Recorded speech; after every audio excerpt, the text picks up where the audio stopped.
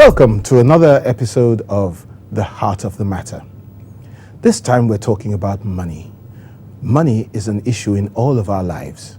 You know, getting it, spending it, and most important of all, growing it. Our guest today is a chartered accountant by profession. She's worked in many notable accounting firms. She's also worked in the banking industry, and today she runs her own, she's the principal partner of a Regent Advisory Services Limited, which does a lot of consulting, training, and very importantly, business coaching. Talking about churches and money, people think about the prosperity gospel and all that, but there's a new phrase I've heard lately, and that's called financial freedom. What is financial freedom? You see, when we talk about money, people do not differentiate between financial freedom and wealth growing.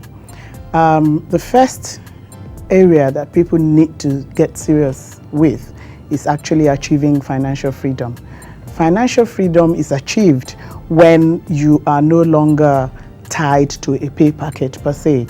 I mean, you would have grown enough income on this, some other streams of income to ensure that if you were out of a job for say 3 to 6 months, you could actually keep yourself without going out on the street. Meanwhile, in church, when we talk about prosperity, a lot of people think about the big amounts of money without realizing that actually the first thing to achieve is financial freedom. And I encourage people to seek financial freedom first, to ensure that they are running well with the money they make. It's enough for them to spend, it covers all their obligations, and they have something in the kitty for the rainy day.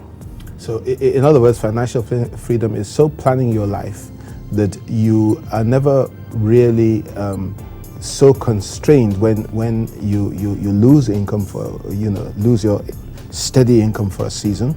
And financial income is the sort of place that most people should want to be at. Yes. How do you get there? Well, financial freedom starts with planning. By the way, unfortunately, in this culture, a lot of people don't realize that it takes planning. Your finance needs planning. People do not take responsibility for their own finance. So they are on a spending spree most of the time. How do you achieve it? The first step is to plan it. You need to decide what you want to achieve. And I say to people, planning is based on lifestyle. There is the person that is seeking to just retire in the village once they have educated their children. And there's another person who wants to travel in retirement. So the first thing is to decide on the goal, the lifestyle goals. I say to people that don't plan an amount of money, but decide on your lifestyle goals, because the amount that you need to meet those goals differ depending on where you want to spend it and the timing because of inflation. So if you decide your lifestyle goals, the kind of schools you want your children to go to, the kind of homes you want to live, the kind of holidays you want to take, then it's easier to work towards those goals. So that's where to start. Talking about financial planning, it seems to me that definitely involves a certain measure of discipline. And you know, in Nigeria, we just don't have a culture of delayed gratification. What do you think about this? Yes, I mean, it leads on from what I was saying about having goals. When you're surrounded in a culture as ours, where everybody is showing off their latest lace and their latest cars, one of the ways to keep discipline, I say to people, is to keep those goals in front of your eyes. If you are thinking about the school your children would attend, and you're thinking of that home you want to achieve, and you're thinking about that retirement you want to achieve, it's easier to know that there's something you're working towards, and so not get carried away by what is happening in society. The discipline of keeping, the financial discipline that is needed. If you see wealthy people, I keep saying to people, we always have the end results when we see wealthy people, but usually it is a long story. And over their lives, to a certain extent, when the income becomes, surpasses their expenditure totally, discipline would usually be one of their traits. If you see wealthy people, they really are still disciplined. You would see that most of the people who are not disciplined are actually people who can't afford what they are doing or the money they are spending. So it's a challenge in this society, because this is a society where everybody tries to show off. Talking about the discipline that we seem to lack in our society. Somebody once said, if you're going to the market or the shops, don't go without a shopping list, otherwise you'll spend more than you intended to. So financial planning really means that you've got to be able to plan to the last penny. The cornerstone of actually financial planning and even wealth creation, when we come to that level, when I was describing what financial planning is being free, or not being tied to that next paycheck. But beyond that is when we get to wealth creation. But you find that for either financial planning stage of getting your freedom and the wealth creation stage, find that the most important thing is not spending more than you make. So what you're saying is, for good financial planning, one must save. Savings is crucial. But I've met many people who say, on my meager income, I don't have any means of saving. I mean, my resources are so limited that they can barely stretch for meet my needs. What would you say to them? It's amazing, because you meet such people at every stage in life. There are those with very low income or limited resources. There are those you don't think their resources are that low, but they're saying the same thing. I say to people that saving starts from giving up certain things, because certain habits in itself is taking up. It's like a pie chart. You do all these things, and if you want to create that bit on the pie chart that is your savings, there's no magic to it. Some other things would have to go. So saving starts from a habit of living out some things. It starts from a habit of knowing that I go out to meals too many times a month, and could we reduce it to 2 or 3 times so that we can save the rest of the money. So there is something everybody is doing that can be foregone to ensure that there is savings. Talking about people with meager resources, you would find out they still are in our partying mode. They would borrow money to party, and if they did, they would have to find the money to pay back. So people, actually, there is a room there if you wanted to create it. It's about your will to do it, and it's about you understanding the fact that it is to your advantage now and in the future to start saving, and the day to start is now. I heard you say once, you're never too young to start a pension. What do you mean by that? People see pensions as what your employers do for you. But really, what is the definition of a pension? A pension is just saying, what are you going to spend when you retire? Well, that's what the pension is about. Whether it is your employer that's going to pay you, or you're going to create that pension, the earlier you start, the better. It's compound interest. If you started putting 100 naira aside a week from today, by the time you are 40, if you're just 18 today, by the time you are 40, it's, I don't have the arithmetic here, but it's a large amount of money. In fact, you are not too young means the time to start is when any money starts coming into your hand, and is the best. If you were quoted a pension, with these days that they're quoting for pensions, your pension is cheaper when you're 20 than when you are 40 for the same amount of pension you get, the lump sum and the payment you get when you're 60. It means that you have more time to create it when you're 20 than when you're 40. And by the time you're 40, it's likely that your income stream is defined. You're not going to change. It's not going to change much after that stage. So the earlier you start, I say again, the better. And it's your pension you're working towards. There are loads of people who don't have employment, or employers who pay them their pension. There are loads of people who think they're business people and they spend money a lot. Could we ask them, who is going to pay your pension? Do you have a pension fund? Where is the money stacked away for when you're that old and you need passive income? Passive income meaning money that you are not earning and working for at that time. Money that rolls in whether you're on holiday or not, whether you're ill or not. So the earlier we start putting money aside for our pension, no matter what we do in life, the better. The object of saving is so that one can invest it in something. Now, what about people who don't have that much to invest? What sort of opportunities could they have for investment? When we talk about people, or when we consider the people who don't have much to place down at any point in time, that is where the mutual funds come in. And luckily in Nigeria now, almost every investment house or bank has something in that format.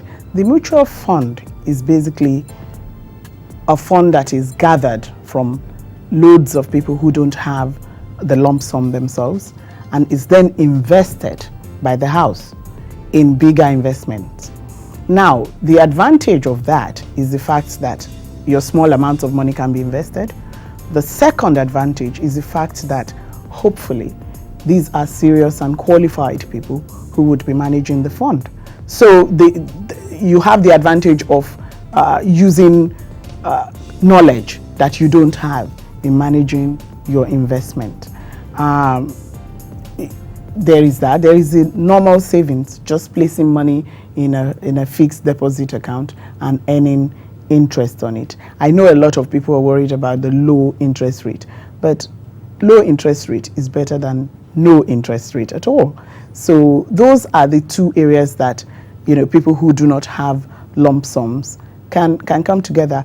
I have also encouraged young people to come together and form their own little mutual funds.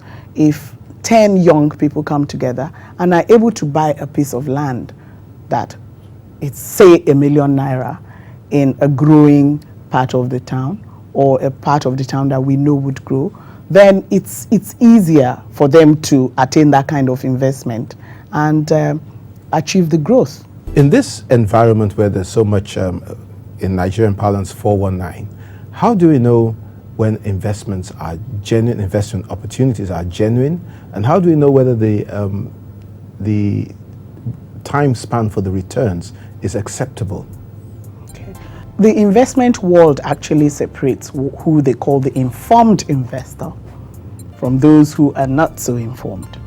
And it is the informed investor is knowledgeable, understands the due diligence to do before they go into an investment. The problem is with the uninformed investor who happens to have heard that the capital market is doing well or the real estate market is doing well and just dabble into it. And my advice to people is take advice. Nigeria is a place where people don't like paying for advice, but they actually pay for it in other ways when transactions then fall apart or they have been, cheated. I always advise people, do not invest in what you don't understand. Try to train up yourself about it, or go to a mentor or somebody who is known to be very knowledgeable in that area and get advice. We are also quite a secretive society. We don't want the next person to know what we are doing. But actually, it does not work for investing, because you need to be able to do due diligence. And if you don't have the knowledge for it, please, please, please do get advice, do get help, and read up about it. And in some situations, get a lawyer to go through the documentation for you, because you cannot know about everything. And if you're not very versed in it, you are bound to step on the minefields. So advice is very crucial. Yes. In knowing whether an investment is genuine, and also in knowing whether the time span for the returns is acceptable. Even for simple investments like just investing in fixed deposit, people got in trouble because they went to banks that were not strong banks. That is another due diligence as an investor, even a small investor. Keep with the top banks. You know that they are not going anywhere. Their rates might be lower, but there is something about investment. It says high yield, high risk. What that means is that where you're being offered unduly high yields, you better know that you're jumping at your own risk. And so, if you do not have the kind of resources to lose, then it is important that you keep to the houses and the banks that are generally known. Everybody knows who the top banks are. So invest there, lower return, but lower risk. Having given us so many points today, can you just leave our viewers with a thought? What are the lasting impressions that you'd like them to have of what we've said here today? The learning points I'd like people to take away from today are the following. Number one, you must take responsibility. Nobody else is responsible for your finances. So do take responsibility, develop the desire, and make a plan towards achieving those desires. Number two, it is simple. I've repeated it. Spend less than you make. It's the only way to get wealthy. Number three, train yourself and become knowledgeable, because without that knowledge, you are not going to be able to take opportunities. Number four, seek out opportunities. Spend your time when you hear people discussing investments, seek out the opportunities that you know would increase your value. Number five, don't be greedy with investments. So take less risky investments and be careful with borrowing. Finally, it doesn't end with you. Think generationally and think about passing your value to the next generation. Thank you. Thank you, Mrs. Oyetunji, for such an inspired talk. I'm sure that many of the points that you've made are going to make a difference. Viewers, it's not just about hearing, it's about doing what you hear. So Mrs. Oyetunji has given us things that people pay to learn. So take what you've heard and put it into practice.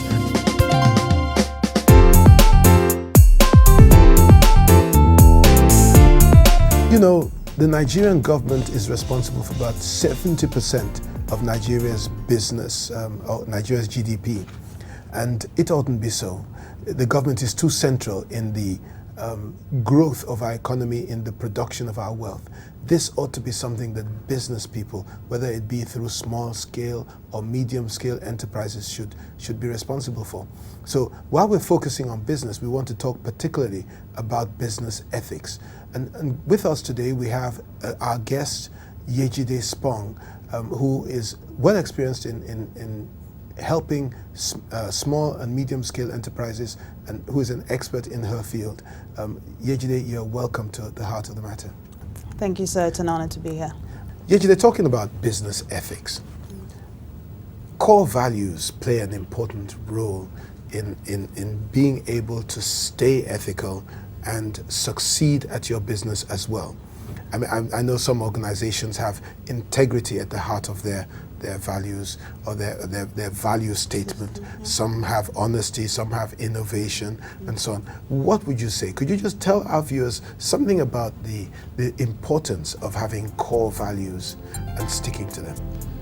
I think that is really key, having a value system of some sort. I mean, people can have different value systems. I mean, it doesn't always have to be positive, unfortunately. But when we're talking about business ethics and you're building a business, when you want to grow your business, you want to be able to have people be attracted to it. You want to be able to have people to identify with your value system.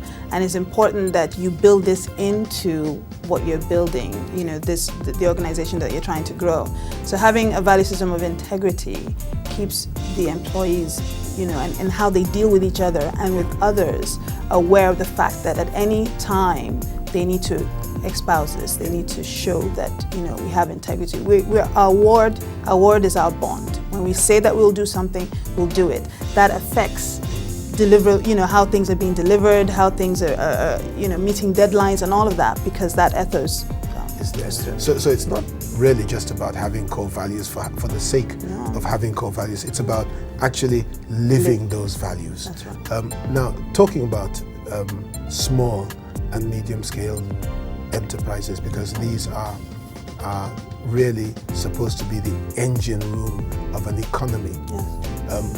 What advice would you give to somebody who has a business idea and they want to go into an enterprise? What advice, what are the things that you suggest to them to do to be able to get money? I think the entrepreneurial spirit is alive and well in Nigeria. I think it's definitely something that needs to be encouraged. I think anybody that believes that they have a product or a service to provide, they can do it in Nigeria ethically. I think the guiding principles should always be transparency, accountability, commitment. And when I say these words, transparency is just being open. This is what I think I can offer you. This is at what price. I'm sorry, and you know, this is what you can get for it. Accountability is being answerable to each other. You know, whether if you're publicly held, being answerable to your shareholders. If you're private, being answerable to your employees who are helping you build this business together. And commitment, being committed to the same core values. Being committed to building the business from scratch and everybody being a stakeholder in it. You know, we have a propensity in Nigeria to start at the top. Yeah. Now, for somebody who's got the idea and they want to start from the bottom, what's the first thing that they should do?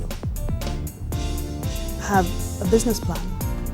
If you are somebody with a business idea, I think a good place to start is to develop a business plan. I am a bit biased. I've been in the not-for-profit industry for many years, and I think there are NGOs out there that will provide that support. Faith Foundation is one of them. They will help you build a business plan. They provide courses on helping you build your business idea. Can we just, what is a business plan? Can you know, for the benefit of some of our viewers who don't know what a business plan is, could you just tell them what the elements of a business plan are? Wow. Basic elements is, you know, having this idea, how you think that, you know, this product is needed or relevant to wherever the community is, how you think you can fund it, who you think will benefit from it. You have to have financials in there to see how this can be a thriving business for either investors, private or public, to be able to as you find said, the idea. There are NGOs that will give free? I think so, yes. Ultimately, they provide courses, and I know Faith Foundation actually has partners that help fund those courses. Exactly, so they're subsidized. If not free, they're well subsidized. So if you're a business person and you're out there, you can get help preparing a business plan. Now let's talk about the importance of planning and preparation in your business. A lot of people want to start business at the top and are not ready to pay the price. You know, what would you say to them about you know, running a successful business? You know, this is something that you have to have the discipline and the commitment. I mean, if you think that you're going to just start at a certain level, some people may be lucky, but it's always good to get the foundation right. Yeah. It's always good to say, I have a business idea. Who do I go to help me with? You talk to enough people, you'll be directed there, and it's good to have the heart that I want to see this through. I want to be able to start this business and sustain it, and for it to, I mean, everybody that usually is to be able to provide for my family, you know, and then beyond. So having a long-term perspective is always important. If you're not part of the solution, you're part of the problem. Okay, that's what. If you don't stand as one person to make a stand, then no one else will. You shouldn't always look for someone else to say, do the right thing.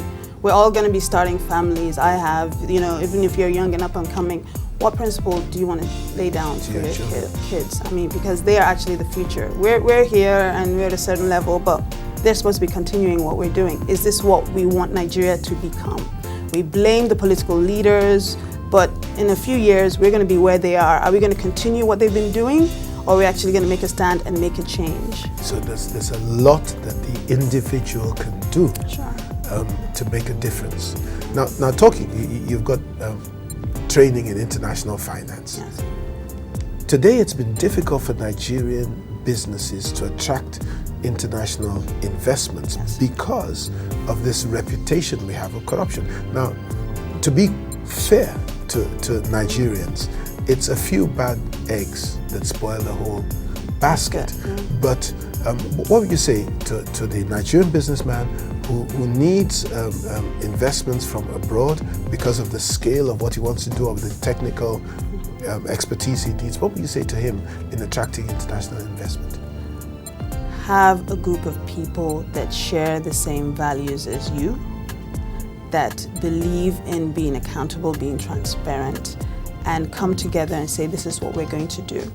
Again, you can't be isolated. You do have to work with the different parastatals and the different, organizations. But again, I'm not saying this is easy. I mean, I hate to say this, but sometimes there's a bigger fight. Maybe you don't focus on the little things. Okay. But if any foreign investor will come in, if they believe that you are being honest, you're being open, you're saying this is what it is. Yes, there's corruption. Yes, there's this, but this is how I want to run my shop. And if I can get your support and your investment, and we are partners all the way through, we can make it happen.